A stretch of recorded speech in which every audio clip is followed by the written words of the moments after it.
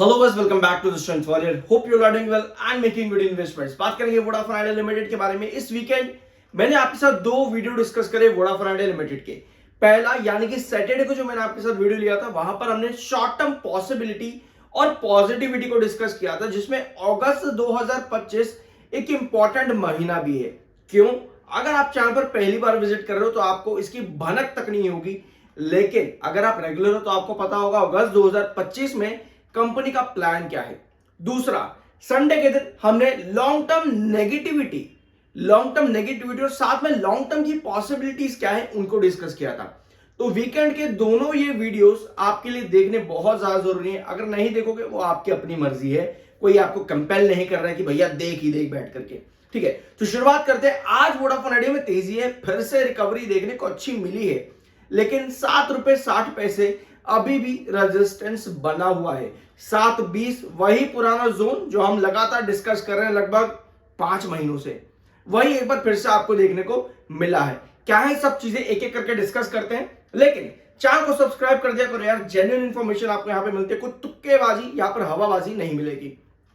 ठीक है, शुरुआत करते हैं वोडाफोन आइडिया लिमिटेड से। पहले न्यूज पर आते हैं। ठीक है, ये वाली न्यूज बहुत इंपॉर्टेंट है। अगर आप बहुत ज्यादा ऑप्टिमिस्टिक हो कि भैया ऐसा हो जाएगा, वोडाफोन आइडिया में तबाही मच जाएगी, ये हो जाएगा वो हो जाएगा, अगर आप बहुत ऑप्टिमिस्टिक हो तो ये न्यूज आपको पता होनी चाहिए। इसके अलावा जो मैंने सैटरडे और संडे को वीडियोस दिए वो भी आपको पता होनी चाहिए। तो पहले आते हैं इस न्यूज पर। अगस्त 2025 तक कंपनी का एक टारगेट है। क्या टारगेट है? 5G सर्विसेज को लॉन्च करना। कहां पे? 17 प्रायोरिटी सर्कल्स के अंदर। ये कंपनी का प्लान है जो कि अगस्त 2025 तक कंपनी को पूरा करना है। यानी कि एक डेडलाइन यहां पर कंपनी के लिए आ रही है, मात्र 15 से 17 दिनों के बीच में। 15 से 17 दिनों के बीच में कंपनी को यह काम पूरा करना है। अगर हम अगस्त का महीना भी ऐड कर देते हैं, क्योंकि अगस्त तक कंपनी को ये करना है काम, तो फिर हम यहां पर 31 दिन और जोड़ लेते हैं अगस्त के भी। ठीक है, तो आपके पास ये डेडलाइन है 17 प्रायोरिटी सर्कल्स में कंपनी की 5G लॉन्चिंग। रिसेंटली कंपनी ने 23 सिटीज में 5G लॉन्चिंग की बात कही थी। अब ये प्लान कंपनी का अगर कंप्लीट हो जाता है, जिसकी डेडलाइन बहुत करीब है, कहीं ना कहीं स्टॉक आपका एक जोन के बीच में बनने की कोशिश तब तक कर सकता है। वही चीज आज के दिन करी भी है स्टॉक ने। ठीक है, अब ये तो आपकी 5G लॉन्चिंग की बात हो गई। इसके अलावा 55 से 60 हजार करोड़ का कंपनी को क्या करना है? अपना केपेक्स। ठीक है, 55 से 60 हजार करोड़ का कंपनी को केपेक्स करना है फाइनेंशियल ईयर 2026 तक। ये भी बहुत इंपॉर्टेंट अपडेट है। तो शॉर्ट टर्म के अंदर ये अपडेट अगर कंपनी अकम्प्लिश कर देती है तो अच्छा है।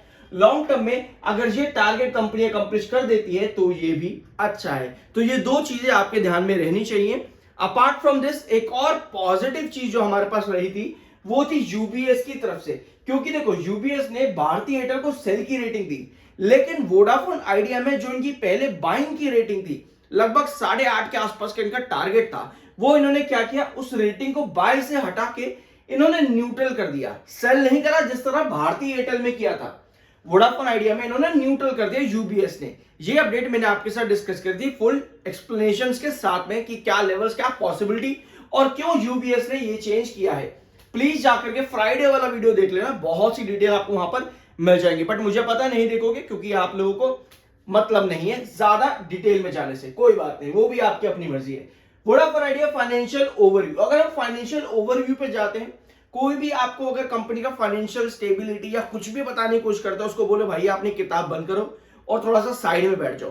क्योंकि अगर आप कंपनी के फाइनेंशियल बेसिस पर जाकर के इन्वेस्ट करना चाहते हो वोडाफोन आइडिया लिमिटेड में, तब भैया आपको बहुत बड़ी दूरी बना करके रखनी चाहिए। यही गलती 18 या 19 पर खरीदने वाले इन्वेस्टर्स ने करी कि भैया कुछ नहीं देखा, बस सीधा सीधा रूमर्स या फिर अपडेट्स पर जाकर के बैठ गए, और मार्केट एक्सपर्ट्स के टारगेट पर भी। लेकिन अगर अभी भी हम यहां पर फाइनेंशियल और कंपनी की हेल्थ देखेंगे, मार्केट एक्सपर्ट्स जैसे कि गोल्डमैन सैश ने ₹2.40 का टारगेट क्यों दे रखा है, वो इसलिए क्योंकि गोल्डमैन सैश को उम्मीद नहीं है कंपनी के आरपीयू से, कंपनी के कैश फ्लो से। ये दो इंपॉर्टेंट सेगमेंट से गोल्डमैन सैश को उम्मीद नहीं है। तो अगर ₹2.40 गोल्डमैन सैश का टारगेट है, तो हम गोल्डमैन सैश को भी रखेंगे साइड पे, क्योंकि ये गोल्डमैन सैश का टारगेट मैंने आपके साथ बहुत वीडियोस पर लिए हैं कि क्यों गोल्डमैन सैश को आपको भूलना पड़ेगा। क्योंकि ये जो टारगेट है गोल्डमैन सैश का, ये 2021 में भी आया था। ठीक है, तब से लेकर के आज तक अकम्प्लिश नहीं हुआ है, तो गोल्डमैन सैक्स को भी रखेंगे साइड पे, क्योंकि गोल्डमैन सैक्स की जो पॉसिबिलिटी है वो सिर्फ तब तक के लिए है जब कंपनी पूरी तरह से बर्बाद हो जाए। जिस दिन कंपनी पूरी तरह से बर्बाद हो जाती है तब हम कहते हैं गोल्डमैन सैक्स आप वापस बीच में आओ, लेकिन तब तक के लिए गोल्डमैन सैक्स को साइड में रखो जब तक कंपनी पूरी तरह से बर्बाद नहीं हो जाती।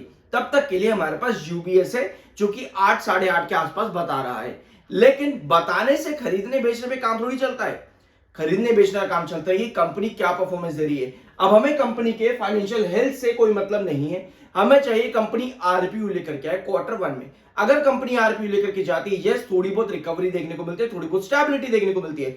दूसरा आता है फंड रेज। अगर कंपनी फंड रेज लेकर के आती है तो थोड़ी बहुत स्टेबिलिटी देखने को मिलेगी, क्योंकि फंड रेज से कंपनी क्या करेगी, अपना 4G एक्सपेंशन करेगी, 5G लॉन्चिंग करेगी। फिर पांचवा आता है आपका बैंक लोन। बैंक लोन से भी कंपनी फंड रेज करेगी, बट अभी इन सब पर कोई भी फैसला नहीं है। इन सब को जोड़ने वाली बस एक चाबी आती है, वो है सरकार।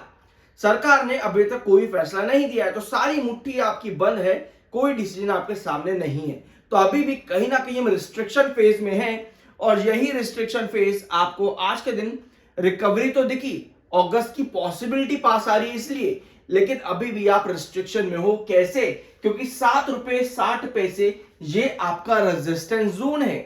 ठीक है, स्टॉक ने रिकवरी वहीं से ली है जहां से पिछले 5 महीनों में एक बार, 2 बार, 3 बार और अभी फिर से चौथी बार शेयर यहां पर ले रहा है, क्योंकि 7.20 और 6.90 ये वाला जोन, अगर आप इस चैनल पर गलती से कभी आए हो तो आपने बहुत बार सुना होगा, लेकिन अगर पहली बार आया तो सब्सक्राइब करके जाना, क्योंकि एक बार फिर से शेयर 7.20 से हिट हुआ है यहां पे। अब क्यों हुआ, इसके पीछे का रीजन ये है कि आपको नवंबर से लेकर के अभी तक कई बार आपको 7.20 और 6.90 ये इंपॉर्टेंट कंसोलिडेशन जोन सपोर्टिव में देखने को मिला है। स्पेशली सपोर्टिव में तब जब स्टॉक का प्राइस ऊपर से नीचे गिर रहा हो, और आज भी वही चीज यहां पर नजर आई है। दूसरा रीजन आता है 7.20 के अलावा येलो क्रॉसओवर, जो कि 7 रुपए 12 पैसे पे पिछले 2 सेशन में लगातार स्टॉक ने 7 रुपए 12 पैसे के अपने येलो बॉलिंजर क्रॉसओवर को टच कराया, और यहीं से ही आज स्टॉक ने रिकवरी दिखाई है। लास्ट सेशन 7 रुपए 12 पैसे को स्टॉक ने टच किया था और 7 रुपए 15 आसपास कंपनी ने क्लोजिंग दी थी, और आज इस लेवल को ब्रेक डाउन करके टच करते ही शेयर में आपको फिर से 7.60 का लेवल दिखाया, जिसके बाद अभी 7.58 पर शेयर काम कर रहा है।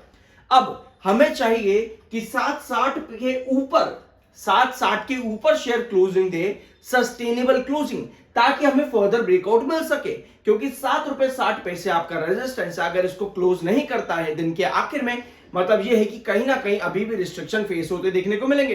दूसरी पॉसिबिलिटी हमारी ये आती है कि 7 रुपए 60 पैसे को सस्टेन करे हैंगिंग सपोर्ट लेते हुए, ताकि कोई भी पॉजिटिव न्यूज फर्दर आती है तो शेयर यहां पर ब्रेकआउट दे सके। तो ये सभी पॉसिबिलिटी आप पर यहां पर समझनी होगी, क्योंकि 7.60 आपका रेजिस्टेंस है। अगर यहां पर सस्टेन नहीं करता तो आप वापस से नीचे गिर जाओगे। आई होप कि ये वीडियो आपको पसंद आया होगा। मिलते हैं अगले वीडियो में।